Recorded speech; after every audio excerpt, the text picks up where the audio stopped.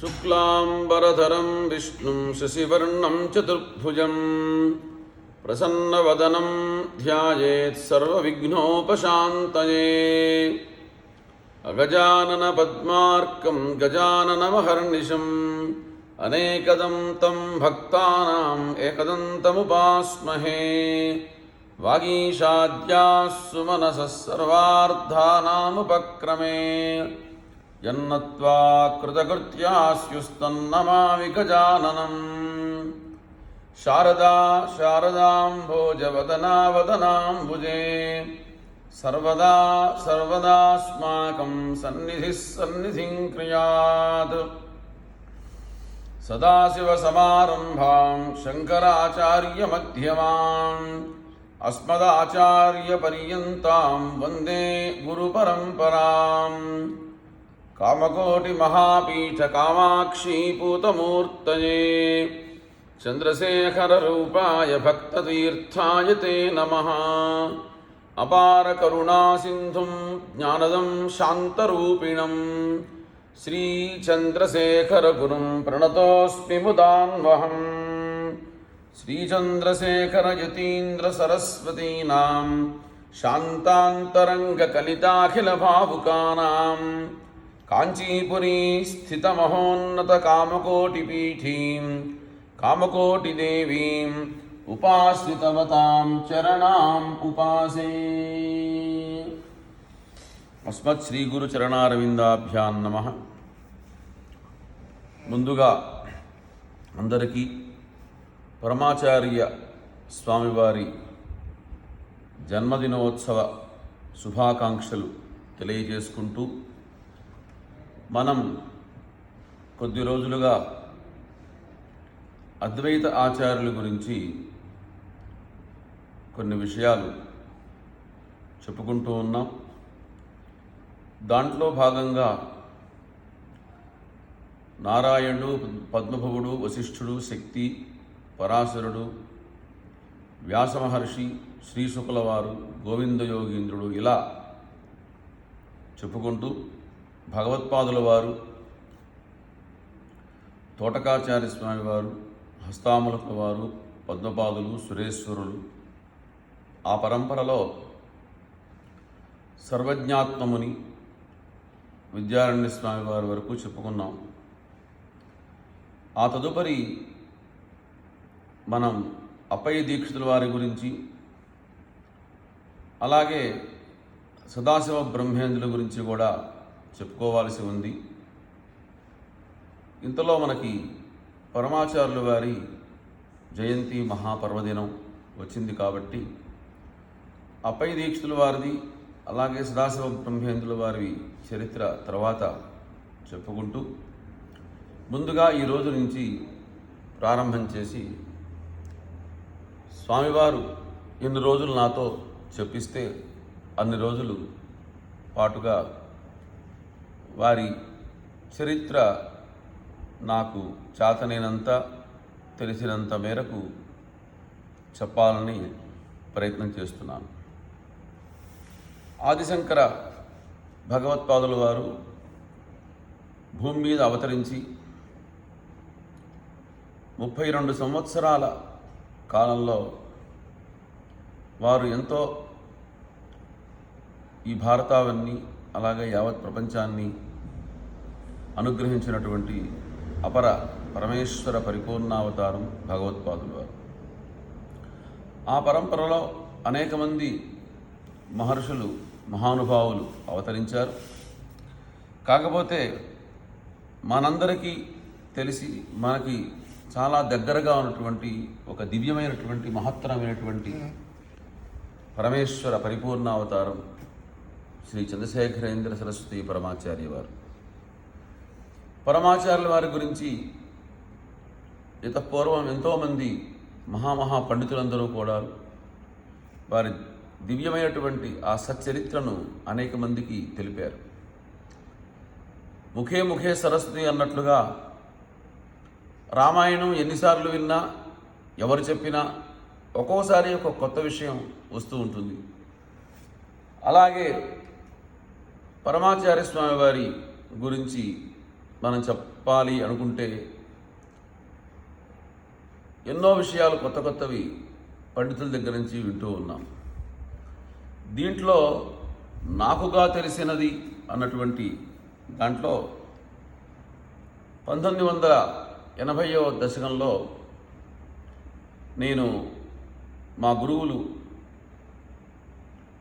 బ్రహ్మశ్రీ కీర్తిశేషులు చిట్టి సుబ్రహ్మణ్య ఘనాపాఠి గారితో మహారాష్ట్రలో సతారా అనే గ్రామంలో స్వామివారు మకాముగా ఉన్నారు. అక్కడ మొట్టమొదట వారిని ఈ శరీరంతో దర్శించుకునేటువంటి ఒక సదవకాశం పురాకృతమైనటువంటి పుణ్య విశేషం చేత నాకు లభించింది అని నేను అనుకుంటూ ఉంటాను. తర్వాత కాలంలో స్వామి గుల్బర్గా దగ్గర మహాగాం అనే ఒక పల్లెటూరులో చాతుర్మాస్యం చేశారు. ఆ తర్వాత కర్నూలులో చాతుర్మాస్యం చేశారు. ఇలా అనేక మార్లు వారి దర్శనం చేసుకునే భాగ్యం వారు కలిగించారు. ఏమిటి వారిలో ఒక గొప్పతనం అంటే, ఒక అద్వైత ఆచార్యులుగా అవతరించి జీవన్ముక్తిని పరిపూర్ణమైన లక్షణాలు, ఒక ఆదర్శప్రాయమైనటువంటి జీవితం, ఒక ఆచార్య లక్షణాలు తన జీవితం ద్వారా యావత్ దేశానికి యావత్ ప్రపంచానికి సాక్షాత్కరింపజేసినటువంటి ఒక గొప్ప మహనీయుడు పరమాచార్యులు గారు. ఒక మహాజ్ఞానిగా, ఒక మహా సమన్వయకర్తగా, ఒక మహాకవిగా, మంచి మతాచార్యుడిగా, జగద్గురువుగా, ఒక సన్యాసిగా, ఒక పీఠాధిపతిగా ఈ జాతికి ఎంతటి మహోపకారం చేశారో చెప్పలేము. మొన్నటి వరకు మనతో పాటు మారుతున్నటువంటి సమకాలీనటువంటి సమాజంలో జీవించి ఈ దేశాన్ని పావనం చేసినటువంటి మహనీయులు, నడిచే దేవుడుగా అందరికీ పరిచయమైనటువంటి వారు, లక్షలాది మంది యోగ్యులైనటువంటి శిష్యుల చేత ఆరాధించబడ్డటువంటి జగద్గురు శ్రీ శ్రీ శ్రీ చంద్రశేఖరేంద్ర సరస్వతి పరమాచార్య స్వామి వారు. అలాగే ఇటీవల కాలంలో ప్రజాబాహుళ్యం కళ్ళ ముందే మలినటువంటి రామకృష్ణ పరమహంస, అలాగే రమణ మహర్షి, కంచి పరమాచార్యులు, వీరందరి చరిత్రలో కూడాను రాబోయే శతాబ్దాల్లో ఒక గొప్ప చరిత్రగా చెప్పుకుంటారు.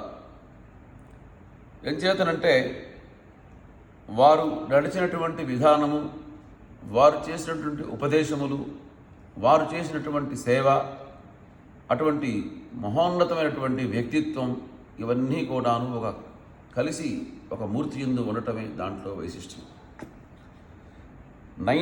1894 1894వ సంవత్సరం మే 24వ తేదీన తమిళనాడులోని విల్లుపురం పట్టణంలో ఈ మహాత్ములు జన్మించారు. తల్లిదండ్రులు ఆ బిడ్డను తమ కులదైవమైనటువంటి స్వామిమల, కుంభకోణం దగ్గర స్వామిమలై అని ఒక సుబ్రహ్మణ్య క్షేత్రం ఉంది, ఆ స్వామినాథుని యొక్క ప్రసాదంగా భావించి వీరికి స్వామినాథన్ అనేటువంటి పేరుతో నామకరణం చేశారు. వీరిది సంప్రదాయమైనటువంటి కన్నడ హోయసల తెగకి చెందినటువంటి మంచి సద్బ్రాహ్మణ వంశం. వీరి తండ్రి గారి పేరు సుబ్రహ్మణ్య శాస్త్రి, తల్లి పేరు మహాలక్ష్మమ్మ. ఆయన తండ్రి గారు మెట్రిక్ పాస్ అయి కొన్నాళ్ళు ఉపాధ్యాయుడిగా, తర్వాత విద్యాశాఖలో ఉద్యోగిగా పనిచేశారు. ఎన్నో శతాబ్దాల క్రితం వీరి పూర్వీకులు కన్నడ దేశం నుంచి వచ్చి తమిళ దేశంలో స్థిరపడ్డారు. ఈ సుబ్రహ్మణ్య శాస్త్రి గారు అలాగే శ్రీమతి మహాలక్ష్మమ్మ గారికి పరమాచార్య స్వామి వారు స్వామినాథన్ అనే పేరు గల వీరు రెండవ సంతానం. బాల్య జీవితంలో తన హృదయానికి బాగా హత్తుకోపోయినటువంటి సంఘటనలో రెండు విషయాల్ని కంచి జగద్గురువులు అప్పుడప్పుడు ప్రస్తావిస్తూ ఉండేవారట. ఏంటంటే అవి, ఒక రోజున ఒక కొండముచ్చు వీళ్ళ ఇంట్లోకి ప్రవేశించింది.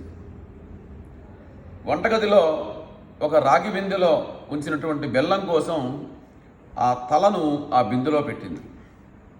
ఇక తర్వాత ఆ తలని బయటికి తీయలేక ఆ రాత్రంతా కూడాను నానా నరకయాతన పడ్డది ఆ కొండముచ్చు. మూలుగుతూ గోలగోల చేసింది. ఆ గోలకు ఆ చుట్టుపక్కల ఉన్న వాళ్ళంతా కూడాను జనమంతా వచ్చేశారు, కర్రలు తీసుకొని వచ్చారు. పాపం కొండముచ్చు ఉన్న గదికి ఎట్లాగో అట్లా బయటికి రాకుండా గడైతే పెట్టగలిగారు. తమకు ప్రమాదం లేకుండా పోయింది అని అనుకున్నారు అందరూ. కొండముచ్చు తల బయటకు తీయటం ఎలాగా అని కొన్ని గంటల తర్వాత అందరూ కూడాను తర్జన భర్జన పడి, దాంట్లో కొంతమంది ధైర్యశాలులు ముందుకొచ్చి చేతులతో కర్రలు సిద్ధంగా ఉంచుకొని అతి కష్టం మీద ఆ బిందెలోంచి ఆ కొండముచ్చు యొక్క తలని బయటికి లాగి జాగ్రత్తగా దాన్ని రక్షించి మళ్ళీ అడవుల్లోకి పంపించేశారు. ఈ సంఘటన వల్ల దురాశ మామూలుగా ఎంతో అనర్థం కలుగుతుంది అనేటువంటి ఒక పాఠాన్ని ఆ కొండముచ్చు ద్వారా పరమాచార్య స్వామి వారికి అర్థమైంది. అది ఆయన మనసులో అలా నిలిచిపోయింది. ఇంకొక సంఘటన,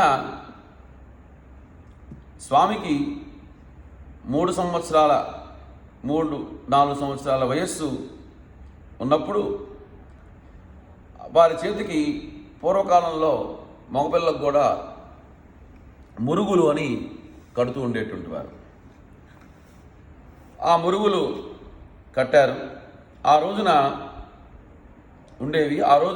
ఆ పిల్లవాడు వీధిలోకి వస్తే ఎవరో ఒక అపరిచితుడు అతన్ని ఆపి ఆ మురుగులన్నీ కూడాను సర్దటం మొదలుపెట్టాడు.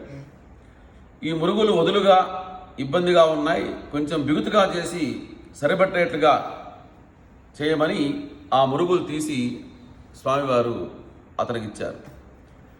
అలాగే సాయంత్రానికి వీటిని బాగు చేసి తీసుకొస్తాను, కావాలంటే నా పేరు గుర్తుంచుకో, నా పేరు పొన్నుస్వామి అని చెప్పి ఆ అపరిచితుడు కాస్త ఉడాయించాడు. పిల్లాడు లోపలికి వెళ్ళి తను చేసినటువంటి ఘనకార్యం తన తల్లిదండ్రులకి కూడా చెప్పారు. వాళ్ళు దొంగను పట్టుకునేందుకు పరిగెత్తాలి అనుకుంటే అతని గురించి ఏ ఆధారము లేదు. పొన్నుస్వామి అని మారుపేరు తప్ప, పొన్నుస్వామి అంటే తమిళంలో బంగారం సొంతదారు అని అర్థం. ఈ అనుభవం వల్ల ప్రపంచంలో స్వార్థపరుల శాతం ఎక్కువ అన్న పాఠం పరమాచార్య స్వామి వారికి 4 సంవత్సరాల వయసులో తెలిసింది. స్వామినాథన్ బడిలో చాలా చురుగ్గా ఉండేవాడు. ఆయన క్లాసులో ఉండగా ఒకసారి ఇన్స్పెక్టర్ వచ్చి చదువులో అతని యొక్క తెలివితేటలని గమనించి 1వ క్లాసులో నుంచి 3వ క్లాసులోకి ప్రమోషన్ ఇచ్చేసారు. తర్వాత కొన్నాళ్ళు అయిన తర్వాత హై స్కూల్ తరగతుల్లో కూడా ఈ స్వామినాథన్ ఎన్నో రకాలైనటువంటి బహుమతులన్నీ కూడాను సంపాదించుకునేవారు.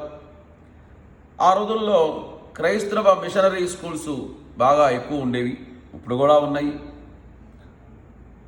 ఆ క్రైస్తవ స్కూల్ కావటం వల్ల బైబిల్ పాఠం కూడా వాళ్ళు చెప్పేవాళ్ళు. దాంట్లో కూడా వీరు మంచి పోటీల్లో నెగ్గి మొట్టమొదటి బహుమతిని తెచ్చుకున్నారు పరమాచార్య స్వామి గారు. వారు 9వ తరగతిలో ఉండగా స్కూల్లో పిల్లలు కింగ్ జాన్ అనేటువంటి ఒక షేక్స్పియర్ నాటకాన్ని ప్రదర్శించారు. ఈ స్వామినాథన్ అందులో ప్రిన్స్ ఆర్థర్ అనేటువంటి ఒక పాత్రని నిర్వహించి 2 రోజుల్లో మంచి రిహార్సల్స్ చేసి అంత చక్కగా అతను నటించడం, ఆంగ్ల భాషలో అంత చక్కగా మాట్లాడటం చూసి ఆ ఉపాధ్యాయులు తర్వాత ఆ నాటకం అయిన తర్వాత ఇంటికి వచ్చి వారిని ఎంతో ప్రశంసించి వెళ్ళారు. 1906వ సంవత్సరంలో అప్పటి కంచికామకోటి పీఠాధిపతిగా ఉన్నటువంటి వారి పేరు కూడా చంద్రశేఖరేంద్ర సరస్వతి. వారి పేరు కూడా తిండివనం దగ్గర ఒక సారం అనేటువంటి పేరు గల ఒక పల్లెకి వచ్చారు. ఈ స్వామినాథన్ వారు తన పిల్లలతో, స్నేహితులతో కలిసి ఆయన్ని చూడటానికి వెళ్ళారు. అందరి భక్తుల్లాగానే నమస్కారం చేసి బయటకు వస్తుంటే ఆ చంద్రశేఖరేంద్ర సరస్వతి స్వామి వారు వీరిని ఆపారు. తనతో ఉండమని ఈ స్వామినాథన్ని చెప్పారు.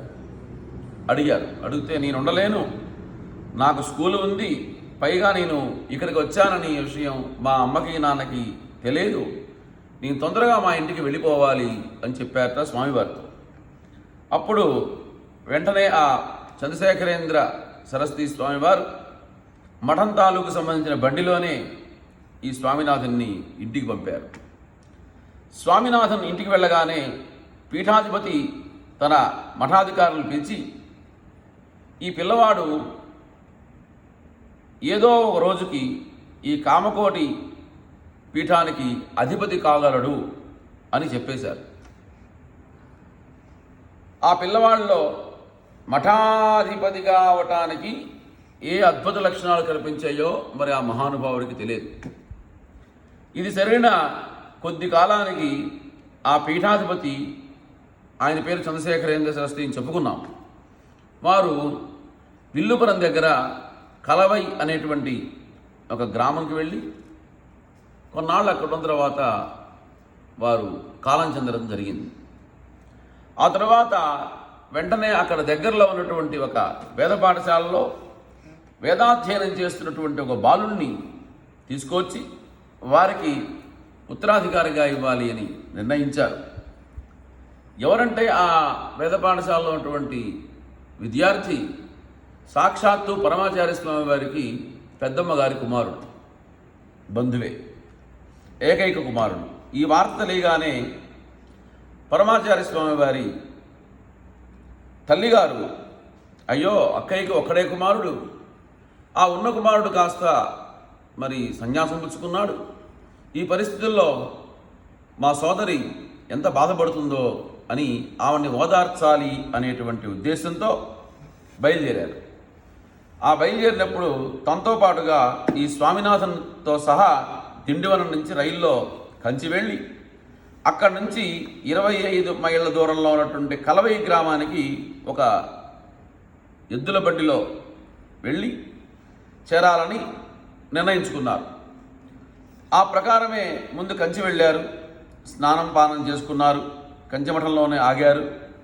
అక్కడి నుంచి మాత్రం ఒక మఠాధికారి ఒకరు స్వామినాథన్ను ప్రత్యేకంగా ఏర్పాటు చేసినటువంటి బండిలో కలవై తీసుకెళ్లారు. అతని కుటుంబం వెనక మరో బండిలో కలవై చేరుకుంది. బండిలో కలవై వెళ్ళేటప్పుడు ఆ మఠానికి సంబంధించినటువంటి అధికారి స్వామినాథన్కు, నువ్వు తిరిగి తిండివనం వెళ్ళట్లేదు అని చెప్పాడు. ఇక ముందు నువ్వు మఠంలోనే ఉండిపోతావు అని కూడా చెప్పాడు. స్వామినాథునికి ఏమీ ఈ విషయం బోధపడట్లేదు, ఎందుకు ఇలా మాట్లాడుతున్నాడు ఈయన. అప్పటికి అతనికి పట్టుమని 13 ఏళ్ళు కూడా నిండలేదు పాపం. మెల్లిగా ప్రయాణంలోనే ఆ మఠాధికారి ఆ బండిలో కూర్చోబెట్టి ప్రయాణం చేస్తున్న సమయంలో ఈ స్వామినాథన్తో కొన్ని విషయాలు చెప్పాడు. ఏమిటంటే, కొత్తగా పీఠాధిపతిగా నిర్ణయించిన పిల్లవాడికి తీవ్రంగా జబ్బు చేసిందని, అందుచేత స్వామినాథన్ను అతని స్థానంలో పీఠాధిపతి చేయబోతున్నారని చెప్పాడు. స్వామినాథన్కి విషయం పూర్తిగా అర్థం కూడా కాలేదు. ఆ సమయంలో ఏం చేయాలో నాకు ఎటువంటి ఆలోచన రావట్లేదు, పాలు పోవట్లేదు. దేవుణ్ణి ప్రార్థిద్దామంటే నాకు అప్పటికి అంతగా స్తోత్రాలు కానీ ప్రార్థనలు కానీ ఏమీ రావు, తెలియవు. అంచేత బండిలోనే స్వామినాథన్ మోకాళ్ళ మీద కూర్చొని రామరామ అని భగవన్నామం చేసుకుంటూ ఆ కలవై గ్రామానికి చేరారు. ఆ తర్వాత ఒక సందర్భంలో పరమాచార్య స్వామి వారు చెప్పారు, పాపం చెల్లిని ఓరుద్దామని కలవై వెళ్ళిన స్వామినాథన్ తల్లికే ఓదార్పు అవసరమైంది అని చెప్పారట. స్వామినాథన్ తండ్రికి మఠాధిపతులు తంతి పంపారు, అంటే ఉత్తరం. స్వామినాథన్ని పీఠాధిపతి చేయడానికి అనుమతి తీసుకున్నారు. 13వ తారీఖు ఫిబ్రవరి 1907 సంవత్సరంలో ఈ స్వామినాథునికి శ్రీ శ్రీ శ్రీ చంద్రశేఖరేంద్ర సరస్వతి అనే సన్యాస ఆశ్రమ యోగపట్ట నామంతో కంచికామకోటి పీఠానికి 68వ అధిపతిగా ఆయన చేత పదవీ స్వీకారం చేయించారు. ఆ రోజుల్లో కొన్ని కారణాల వల్ల కంచిమఠం కార్యాలయాన్ని కూడాను కుంభకోణంలో ఉండేవి. అందువల్ల నూతన పీఠాధిపతులు కలవై నుంచి కుంభకోణానికి ప్రయాణం అయ్యారు. మఠాధిపతికి బాధ్యతలు చాలా ఎక్కువ. అది కేవలం మఠమే కాదు, మఠానికి అనేక మంది దాతలు ఇచ్చినటువంటి స్థిర చరాస్తుల్ని ఈ మఠాధిపతులే కాపాడాలి. ఇది కాక లౌకికమైనటువంటి అనేక వ్యవహారాలు ఉంటాయి. ఇది కాక వీటన్నిటినీ చూసుకుంటూ ఆధ్యాత్మికమైనటువంటి కార్యాలు చేయడం కూడా చాలా కష్టమైన పని. రోజు ఆ పీఠంలో ఉండేటువంటి చంద్రమౌళీశ్వరులకి త్రికాల అర్చనలు చేయాలి. వచ్చినటువంటి భక్తులందరితో కూడాను వారు అనుగ్రహించాలి. ఇట్లా ఎన్నో విషయాలు వాళ్ళకి ఉంటూ ఉంటాయి. ఆ బాధ్యతలని కూడాను స్వీకరించి నూతన పీఠాధిపతులు కలవై నుండి నిదానంగా కుంభకోణానికి బయలుదేరి వెళ్ళారు. కుంభకోణం వెళ్ళిన తర్వాత 1907 సంవత్సరం మే 9వ తేదీన చంద్రశేఖరేంద్ర సరస్వతి స్వామి వారికి యథావిధిగా యథా వైభవంగా సకల లాంఛనాలతో పట్టాభిషేకం జరిగింది. తంజావూరు సంస్థాన పాలకులు పట్టాభిషేకానికి కావలసినటువంటి రాజ మర్యాదలన్నీ కూడాను ఏర్పాటు చేశారు. అనేక పండిత గోష్ఠులు కూడా జరిగాయి. ఆ రాత్రి ఈ పీఠాధిపతుల్ని ఏనుగు అంబారీ మీద ఎక్కించి అధికార లాంఛనాలతో, శిష్యులతో, భక్తులతో, మంగళ వాయిద్యములతో ఆ కుంభకోణం నగర వీధులంతా కూడాను వైభవంగా ఊరేగింపుగా తీసుకెళ్లారు. ఇలాంటి లాంఛనాలన్నీ కూడా జరిపించబడటం అనేటువంటిది ఆ పీఠంలో ఒక సంప్రదాయం అనేది ఉంటుంది. పట్టాభిషేకం అయిపోయిన తర్వాత పీఠాధిపతులు విజయయాత్రలు చేయాలి. ఒకచోట కూర్చోకూడదు. వారు తిరిగి అనేక చోట ధార్మికమైనటువంటి ప్రచారాలు, ధార్మిక ఉపన్యాసాలు ఇవన్నీ కూడా చేయాలి. దాంట్లో భాగంగా ఆ చంద్రమౌళీశ్వరుల పూజ కూడా చేసుకుంటూ ఉండాలి. ఎక్కడికి వెళ్ళినా వాళ్ళ ఆచారములు, వారి సంప్రదాయాలు, ఆ పీఠ పూజలకి ఎటువంటి భంగం వాటిల్లకుండా ప్రయాణం చేసుకుంటూ భక్తులందరినీ అనుగ్రహిస్తూ అంతా కూడా వెళ్ళాలి. అట్లా 1908 సంవత్సరంలో కంచి పరమాచార్య స్వామి వారు, చంద్రశేఖరేంద్ర సరస్వతి స్వామి వారు మొట్టమొదటి విజయయాత్రని ప్రారంభించారు. ఆ విషయాలన్నీ కూడాను రేపటి నుంచి మనం ఎంత వీలైతే అంత చెప్పుకోవటానికి ప్రయత్నం చేద్దాం.